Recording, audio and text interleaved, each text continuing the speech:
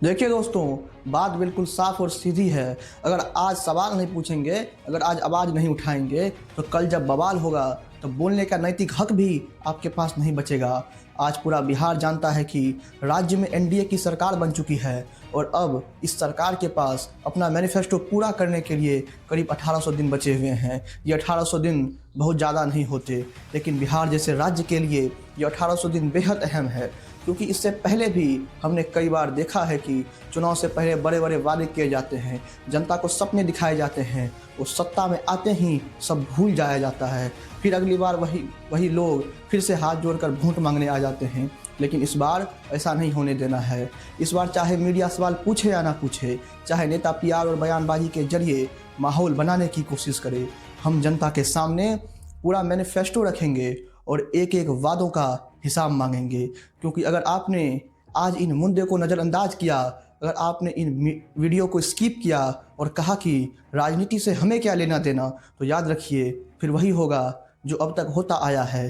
बिहार के नौजवान नौकरी के लिए ट्रेन की छतों पर चढ़ेंगे, परीक्षा के नाम पर फिर लाठीचार्ज होगा, पेपर लीक होंगे और फिर कहा जाएगा कि सिस्टम की मजबूरी है। इसीलिए ज़रूरी है कि आज आप यह समझें कि आखिर बिहार के युवाओं ने और बिहार के लोगों ने एनडीए को किन मुद्दों पर वोट दिया था और अब उन वादों को कब तक पूरा किया जाएगा। सबसे बड़ा और सबसे पहला वादा 1 करोड़ सरकारी नौकरी। जब तेजस्वी यादव ने कहा था कि हर घर में एक सरकारी नौकरी दी जाएगी, तो सबसे ज़्यादा मजाक भारतीय जनता पार्टी ने ही उड़ाया था। लेकिन आज वही सवाल सरकार के सामने खड़ा है कि 1 करोड़ सरकारी नौकरी का ब्लूप्रिंट क्या है, भर्ती प्रक्रिया कब शुरू होगी, किन विभागों में होगी और कितने समय में यह लक्ष्य पूरा किया जाएगा।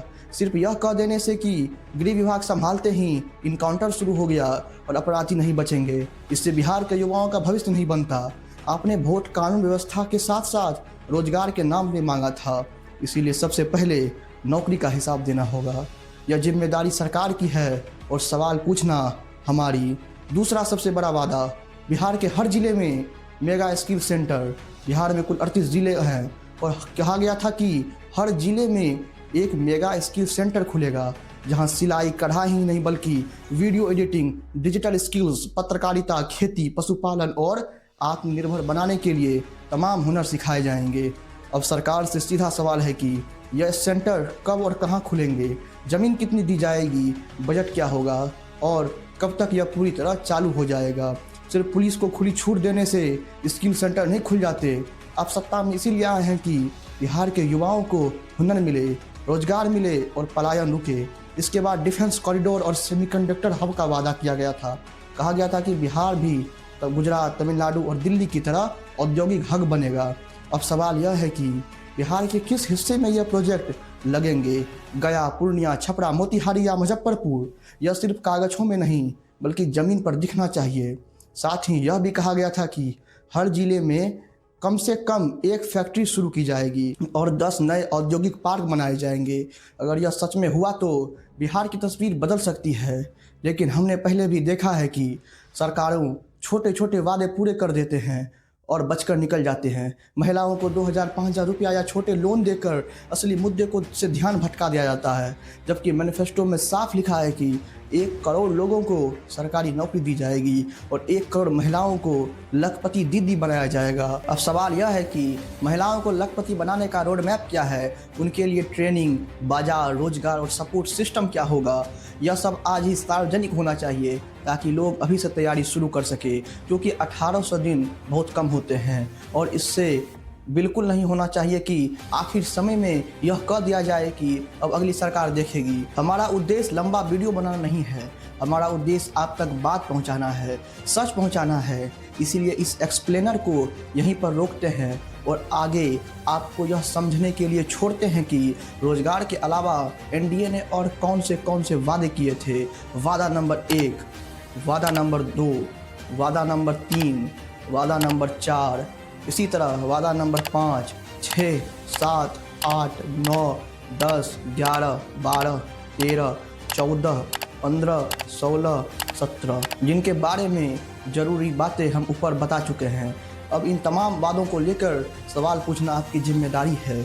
इस वीडियो को शेयर करना आपकी जिम्मेदारी है, ताकि सरकार की नज़र में यह बात जाए कि बिहारी अब खामोश नहीं है और बचे हुए 1800 दिनों में इन सभी मुद्दों पर काम हो सके, ताकि आपका विकास हो, हमारा विकास हो और बिहार सच में आगे बढ़ सके। क्योंकि आज आप साफ देख रहे हैं कि किस तरह सरकार पीआर और बयानबाजी के जरिए जनता को मैनिपुलेट करने की कोशिश कर रही है।